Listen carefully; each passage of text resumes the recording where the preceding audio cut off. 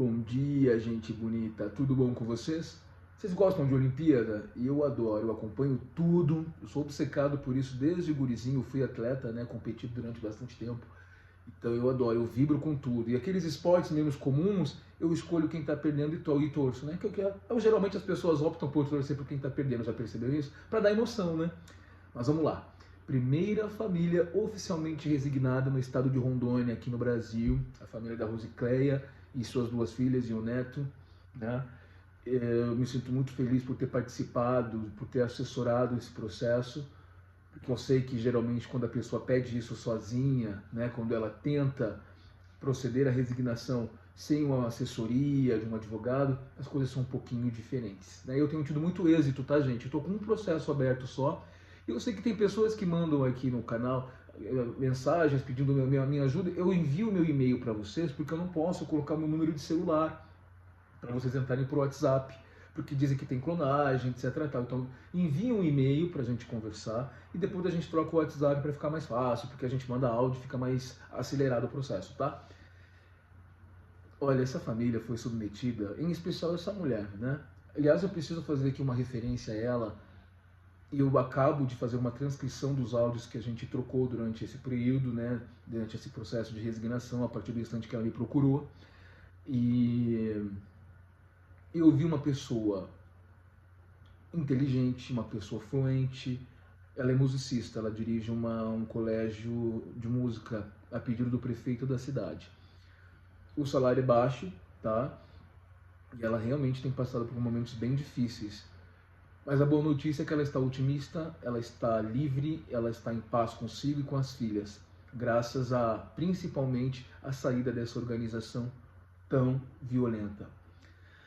A manipulação, gente, é tão grande que a pessoa não se dá conta. Então você vive, às vezes, 20, 30, 40 anos lá dentro e não se dá conta dos abusos. Isso que é muito louco, né? Na realidade, enquanto você está sofrendo aquela violência, você também está sendo formatado. Eles te dizem, a tua relação é com Deus, não é com as pessoas. A igreja é verdadeira, os membros não. Isso aqui é só uma passagem. Né? Aqueles jargões que a gente até trabalhou semana passada.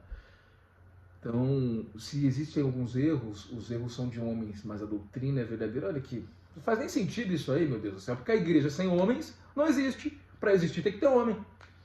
Isso não poderia, em hipótese alguma, acontecer na única organização verdadeira na face da Terra. Aquela organização cujos homens são chamados por Deus e, portanto, inspirados pelo Espírito para estabelecer regras, para orientar as famílias, para ajudar, para orientar, enfim. E na prática não é o que acontece. Existem aqueles lá dentro que ocupam posições, inclusive ela até diz, você lá dentro é o que você tem, não o que você é. Algumas pessoas se beneficiam lá. Se você tiver um chamado legal, bacana, todo mundo fica à sua volta, todo mundo quer ir na tua casa, todo mundo te chama para isso ou para aquilo. E existem aqueles que só trabalham e não recebem nada de volta. Foi o caso da Rosicléia. Ela entrou no mormonismo aos 19 anos de idade. E o contexto de vida dela já era muito complicado. Vamos ver, é sempre nessa linha, né? Ninguém deixa uma vida muito legal para ir servir missão, para ir trabalhar de graça para os outros. Ninguém, vou pegar, sei lá, vou deixar de fazer uma viagem para a Ásia, sei lá, com meus amigos. Não, a pessoa é sempre pega nesse contexto, né, de uma vida mais complicada. A realidade social dela era muito difícil. A mãe teve 5 filhos e só não teve mais porque realizava abortos, né? Vocês sabem a minha posição aqui, né, sobre isso. E diz que o pai abandonou a mãe e eles ficaram sozinhos. E a mãe entrou num processo de depressão muito grave. Né? Não havia nem o que comer dentro de casa, às vezes havia só água e às vezes lata de carne processada que eles comiam com farinha. E davam graças a Deus por isso. Mas diz que a mãe não saiu debaixo da cama sequer para ir ao banheiro. Então foi uma situação muito complicada. E nesse contexto surge a seita Mórmon. Lindos como sempre, cheios de boas intenções, e ela estava com 19 anos. Imediatamente quando ela adentra na organização, naquele período ela cursava psicologia na universidade. Você vê que ela era uma pessoa esforçada, que corria atrás, né? Mesmo diante das adversidades. E ela largou tudo para servir missão.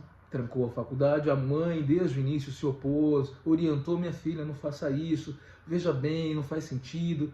E a mãe então não quis mais saber dela e falou: então se você quer seguir por esse caminho, você saia daqui. Colocou a filha para fora de casa. Não vou julgar as atitudes dela, tá? Mas às vezes é o único recurso que a mãe tem. Mas ela se agarra no mormonismo de uma forma quase que obsessiva. Até porque, veja bem, a lavagem cerebral está acontecendo. Ela se parece muito com minha mãe nesse aspecto. E é engraçado que a tua vida está afundando e você acredita que está sendo abençoado.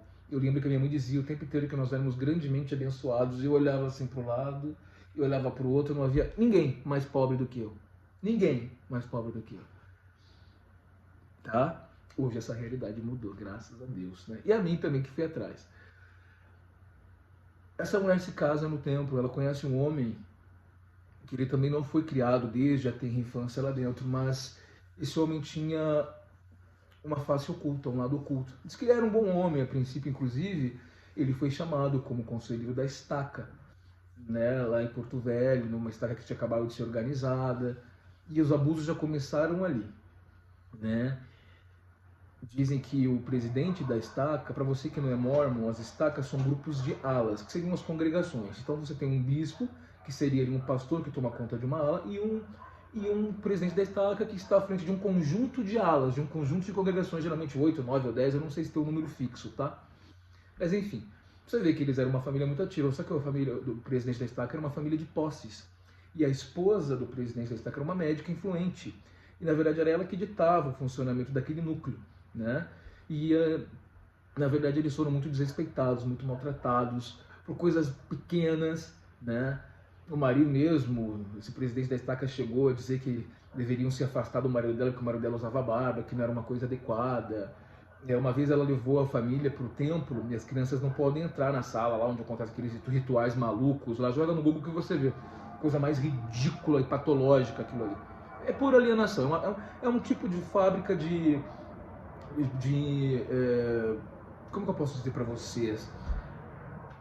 É uma lobotomia, né? Você passa por um processo de lobotomização, repetição, você repete frases o tempo todo lá dentro, que é para você ficar bem formatado, do jeito que eles querem.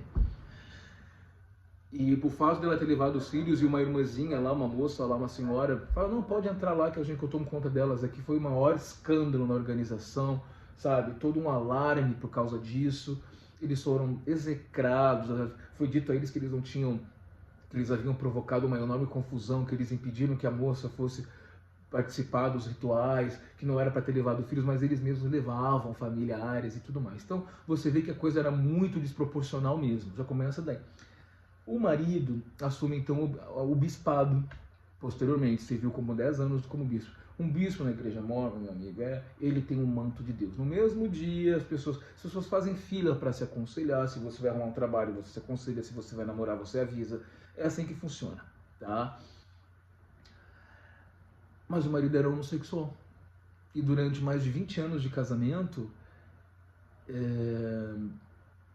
ele traiu a Rosicléia. Eu tô falando porque ela me permitiu contar a história, tá? Perguntei para ela se tinha problema, ela me autorizou. E eu tenho que trazer isso para vocês. Claro que foi um choque para ela, né? Mas ela não faz um julgamento, porque segundo ela conta, a família discriminava esse homem, a sociedade discriminava. Mas é interessante que ele buscou um outro meio de discriminação, que é uma igreja. Não sei se ele se sentiu mais confortável ali de assumir uma nova personalidade, sabe? Porque a cobrança também é menor. Você não precisa sair transando com várias mulheres para mostrar que você é o macho alfa. Você pode escolher uma, de repente mais inocente, de repente que não vai te cobrar tanta atividade sexual, né? Acho que tem isso. Isso acontece muito nas igrejas, né? Os caras buscam a proteção do celibato. Eu sou gay, mas agora eu no celibato eu não vou ser mais julgado. Eu não preciso transar com ninguém, eu não preciso mostrar minha virilidade. Acabou. É uma fuga, mas ela tem também a contrapartida ali. Na verdade, é uma faca de dois gumes. Porque na seita mormon, o homem precisa casar, precisa se selar e ter filhos, né? O selamento é feito no templo, correto? Nesse contexto todo, eles eram uma família extremamente ativa.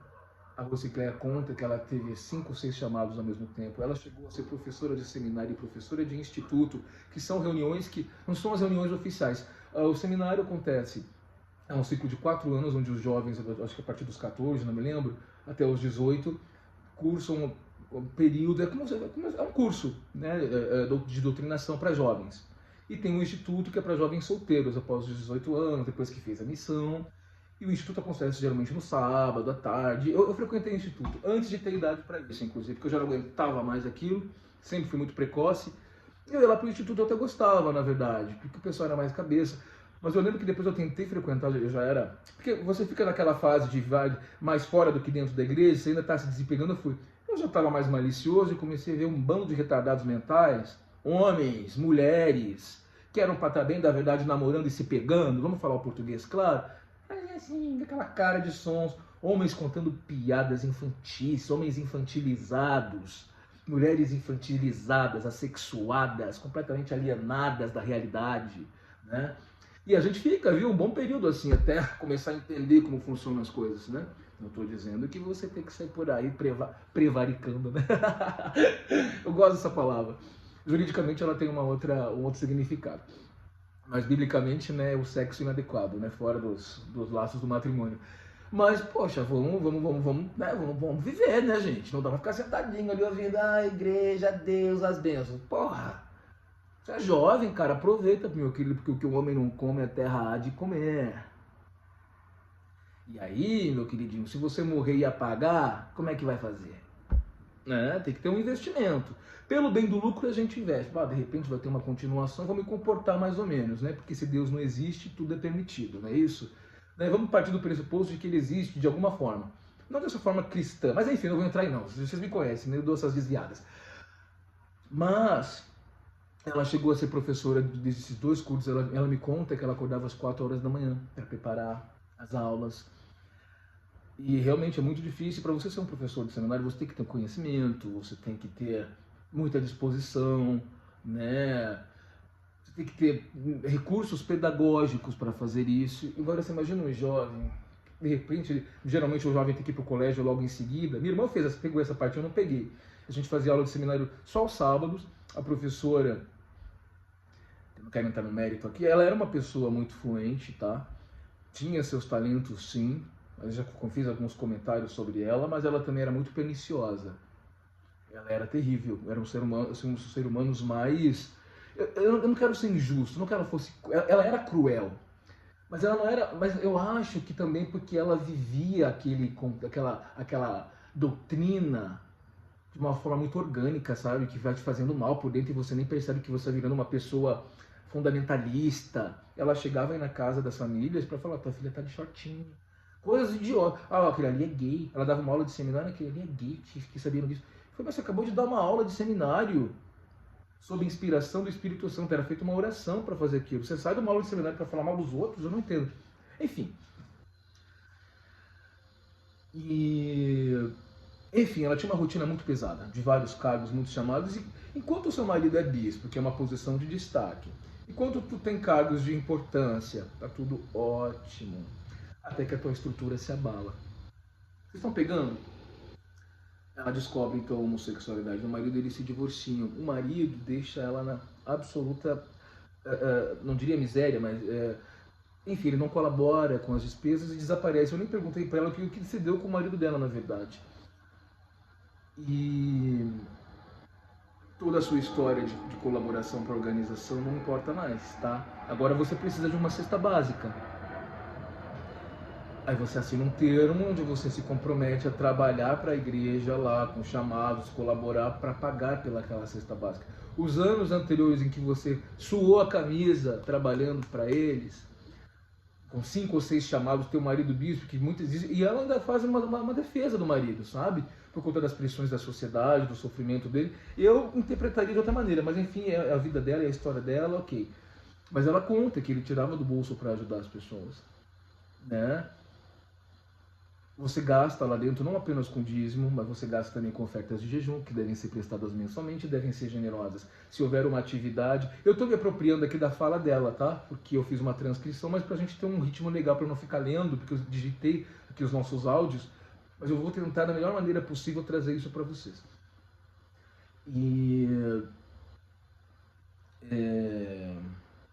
as atividades de sábado, umas atividades de quinta-feira, você desembolsa. Se você quer usar recursos, né? Você pode até pedir um reembolso para o bispo, às vezes, se ele tiver, mas enfim. O fato é que você gasta. Atividades, faça um rateio entre as pessoas, cada um leva alguma coisa, o líder leva alguma coisa, você que paga. Então você despende não apenas tempo, vitalidade, porque tempo é insumo de vida. Você não sabe o dia de amanhã. Eu estou aqui bem forte, saudável, não sei como estaria amanhã, né? E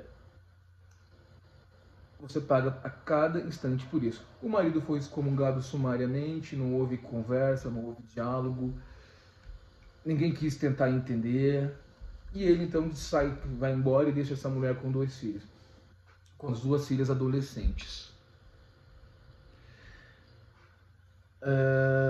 Eu preciso fazer algumas coisas aqui só para não perder. E nesse contexto, ela relata que agora ela era uma mulher divorciada, então o status dela cai drasticamente, né? Em termos de importância, porque veja bem, você não vai ter mais a sua família eterna.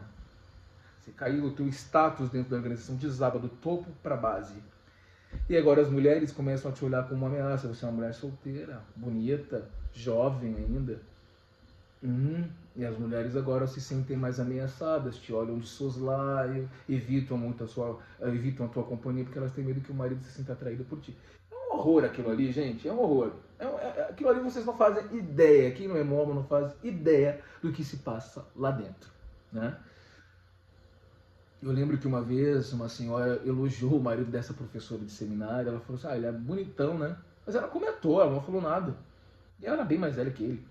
Nossa, essa mulher foi lá na igreja, lá na saída da igreja, parecia, sabe, gente baixa, vulgar, sabe essas coisas de gente gentinha de periferia? Desculpa, porque, desculpa, não tem classe, não tem educação. Se bem que as classes altas também dão cada vexame, aqui a gente vê cada coisa, o cara para uma Ferrari e começa a se pegar, mas ainda tem uma classezinha, sabe? Ainda tem uma classe. Fica longe do meu marido, que não sei o que, que você vai ver, que não sei o que, que não sei o que. Coisas assim absurdas, né? Mas enfim. E ela começa a sentir esse distanciamento das pessoas, né? E ela fala que logo em seguida a filha dela engravida de um rapaz de origem humilde, ela também de origem humilde. E aí então, meu amigo, a coisa degringola de vez. Há um bispo, né, que assume o cargo no lugar do marido dela, que foi aluno de seminário dela. Ela conta que ela ajudou a família porque a mãe do bispo era dependente química, o pai também era. Ela disse que do casamento do bispo, ela ajudou com a decoração, ela ajudou com os preparativos, ela ajudava os filhos do bispo quando nasceram, com deveres do colégio. Ela prestou toda uma assessoria. Ela é uma pessoa boa, realmente. Você vê que ela é uma pessoa dedicada, que ela era muito disponível, né? Ela realmente incorporou essa essência de amor ao próximo, que eles falam disso lá dentro, mas não se pratica, né? E aí é que você é tapeado, né? Quando você está dando mais do que oferece, você tem que repensar. Aliás, quando você está dando mais do que recebe, você precisa repensar. Isso em todos os aspectos da vida. Você dá um passo para frente e outro para trás, se for necessário. Eu estou recebendo alguma coisa? Eu estou me beneficiando? Não, essa mulher, a vida dela dentro da igreja mormon foi trabalho. E ela conta que era segunda a sábado trabalhando, né, para sobreviver na vida, e domingo de manhã ia para a igreja. E ela conta que ela forçava as filhas, que agora elas conseguem ter a liberdade de falar, mãe, eu odiava. Que nem isso os filhos poderiam sequer cogitar dizer para a mãe deles. Né? Domingo você acorda às 6 horas da manhã, nem toma café da manhã, vai pra igreja, aí leva aquela bolachinha de aguissá, aquelas porcarias, sabe? Pô, tomar um cafezinho gostoso, um pãozinho fresco, colocar um queijinho, sabe? Uma fruta, um suco gostoso. Não pode, né? Porque você também nem pode comprar no domingo, tá? Aí chega em casa 1, 2 horas da tarde, eu passei tanto por isso, gente, tanto por isso, ainda vai fazer o almoço. Quando eu fico adolescente, nós ainda éramos pobres, não tão pobres quanto éramos em Viamão, mas ainda pobrezinha, casinha e tal, mas já tinha um dinheirinho para comer um pouquinho melhor, sabe? Pelo menos uma macarronada no domingo, porque nem isso tinha lá quando a gente vivia em Viamão. E eu já comecei a ver que era tão monótono, eu falei, vou ter que usar de criatividade. Então eu assumia as aulas de reunião familiar, que são obrigatórias na seita, e o almoço. E era gostoso, porque como a gente não podia ligar a televisão, nem ter nenhum entretenimento mundano, eu que fiz isso para a família. E eu lembro que era uma ansiedade para chegar em casa, porque eu já deixava as coisas mais adiantadas, eu pegava receita, eu pegava... E aí chegou um momento que eu até conseguia faltar na igreja para cozinhar, porque eu cozinho muito bem. Quem me segue no Instagram vê uns pratos lá, né? E aí eu lembro que ficava todo mundo assim sedento, e era uma paz, porque já preparava as coisas para tentar deixar a vida um pouco mais leve, porque era um saco. Aí à tarde você volta para a igreja, porque se você tem um cargo de liderança lá, você tem reuniões, você tem que trabalhar. Meu filho, você está moído para trabalhar na segunda-feira. Você está cansado, você está exausto. É porque o ser humano, gente, ele precisa sair, ele precisa socializar, ele precisa extravasar as energias, ele precisa de experiência, ele precisa ver o mundo, ele precisa de movimento. E na verdade, na igreja mormon você vive dentro de um ciclo fechado. Todos os teus movimentos são monitorados. O caso então chega no bispo, o caso da filha dele, o bispo então que tinha um parente que estudava no mesmo colégio da filha, o bispo falou, olha, não quero vocês juntos. Ele fez as vias de pai da guria, uma mulher, na verdade, de 18, 19 anos, quase 17, parece, uma adolescente já crescida. E ele investigava a vida da guria, chamava ela na sala do bispo, na igreja, eu estou sabendo que você não está cumprindo. Pô, gente, cadê o amor? Ela até questiona, cadê o amor? Cadê o diálogo? Né? Aí disse que o bispo se envolveu tanto que ele disse assim, quando a filha dela, dá à luz, ela teve dificuldades para aumentar. Eu não entendi muito isso, eu não sei se ela está se referindo à depressão pós-parto, né? Mas disse que o bispo disse o seguinte, olha, eu vou orar para que saia pus e sangue dos seios da tua filha, porque ela tem que amamentar essa criança precisa, até os 2 anos no mínimo, do alimento do leite materno, né?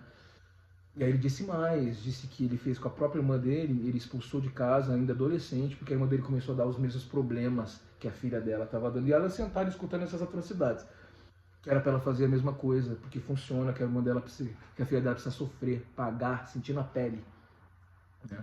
Por quê? Porque ela deu à luz? Porque ela transou? Filho, não há educação sexual. Ler a Bíblia não resolve, gente. Nós somos hormônios.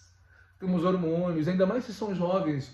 Eu vou dizer assim, isso acontece nas classes mais altas? Acontece, mas acontece menos, tá? Aquilo que eu já falei, elas recorrem ao aborto. Eu conheço várias. Elas abortam, elas pagam, elas podem pagar. Acabou, ninguém vai saber.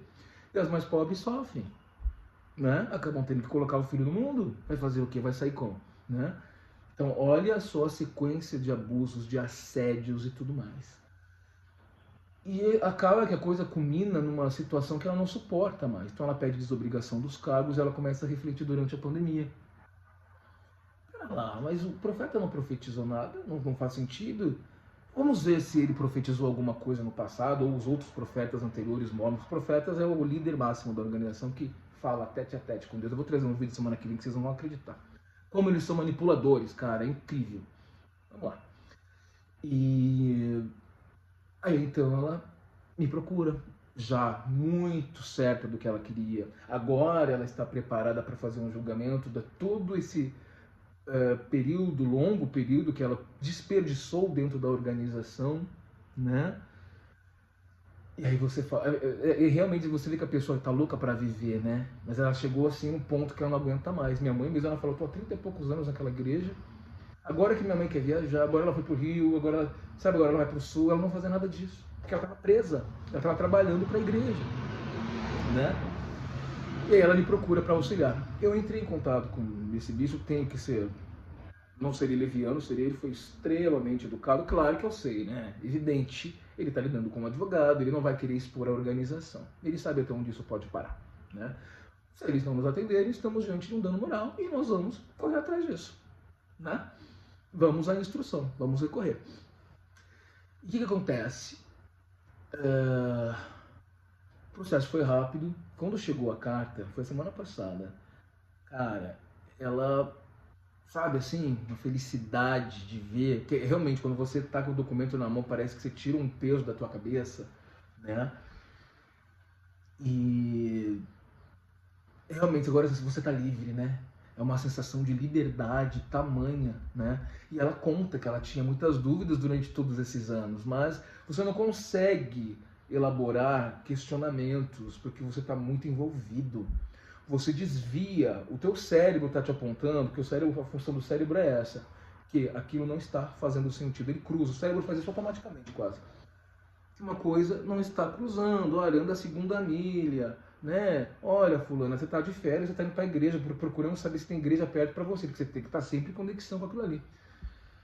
Mas e aí, sabe, as bênçãos não vêm, as bênçãos abundantes nunca chegam, a tua vida está afundando, a tua família acabou, né? E agora você está livre. Você foi abusado, você foi desrespeitado.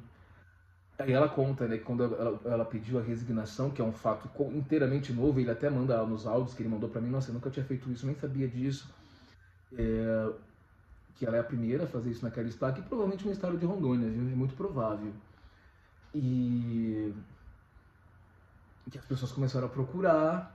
Durante a pandemia, nessa crise desgraçada, ela ganha muito pouco no momento, e ninguém jamais perguntou nada, ninguém quis saber dessa mulher.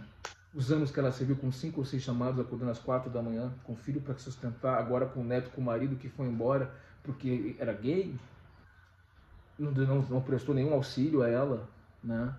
Embora ele tudo bem, ele largou dela, mas ele não largou dos filhos, ele tinha uma obrigação de ajudar, se no lugar dela eu ia atrás disso, né? E agora, quando ela resigna, agora ela é muito amada, e o bispo mandou áudios, né? Mandou textos, ela mandou, encaminhou para mim: muito obrigado por tudo que você fez, eu gosto muito de ti, né? Tu ajudou muito a gente aqui, você é muito amada. Dizem que pessoas procuram ela pelas redes sociais, mas ela não responde, né? De repente, que a coisa vazou, né? É uma bomba que explodiu ali. Nossa, ela não vai ser excomungada, ela vai excomungar a igreja, como assim? Aí começaram a querer levar bombonzinho, começaram a ser legalzinho com ela e tal. É só quando eles percebem que eles na verdade não têm poder nenhum sobre você. Quando eles percebem que todo o trabalho que é feito para te segurar lá dentro foi rompido, eles falam: e agora? Não há nada que ser feito, são obrigados a respeitar. Aí vem aquele amor. Por isso que eu falo para vocês, que estão começando agora no mormonismo, a explosão de amor vai acontecer, você vai chegar lá, vai ter sempre uma irmãzinha boazinha do teu ladinho, conversando contigo, disposta, te convidando para almoçar na casa dela, perguntando se você precisa de alguma coisa, te socializando, te apresentando as pessoas. Gente, são os amores. O tempo vai passando. Quando eles percebem que você já está mais fixa no chamado, aí começam as cobranças. Porque logo que você se batiza, eles arrumam um chamado para ti, que é para você começar a já incorporar as coisas, para te dar ritmo. Tiver na idade de missão, para trabalhar 2 anos de graça, eles rapidinho, não interessa se você é pobre, se você também está desempregado, se você está com conta vencida, se você vai ter que trancar a faculdade, se você não tem boa saúde, não interessa. Você vai e ponto final, porque é um mandamento e Deus vai te abençoar abundantemente. Ela fez missão, ela serviu, ela largou tudo, foi servir missão, largou a família, se afastou do convívio familiar, criou os filhos em rédea curta, adiantou alguma coisa?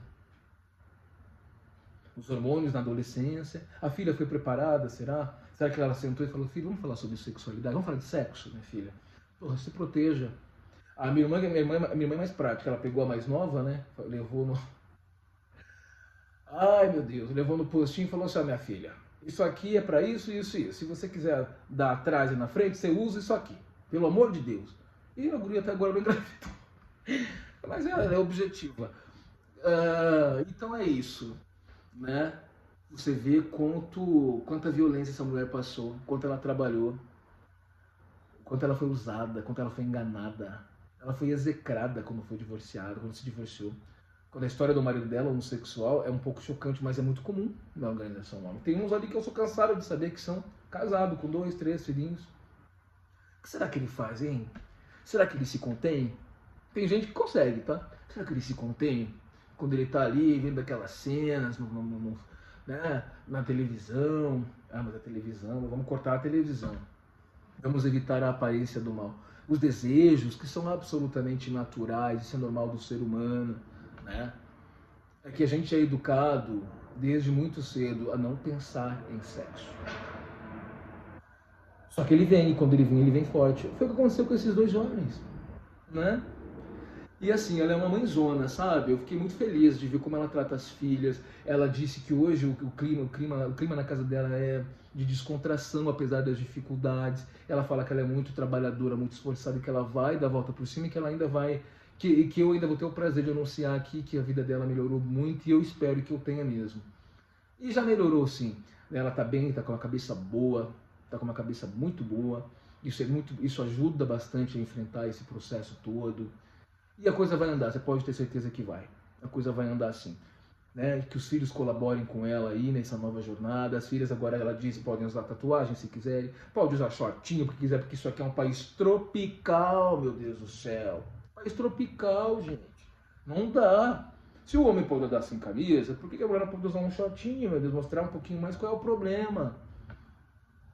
Ainda assim, ela tem o direito de ir pra cama com quem ela quiser. Ainda que ela esteja pelada. Não te dá o direito de estuprar, tá? Só pra avisar. Né? Então, assim, ela passou mais de 30 anos. Quanto tempo ela passou? Ela me contou aqui, mas como eu não quero ficar fazendo leitura, porque atrapalha o relato, né?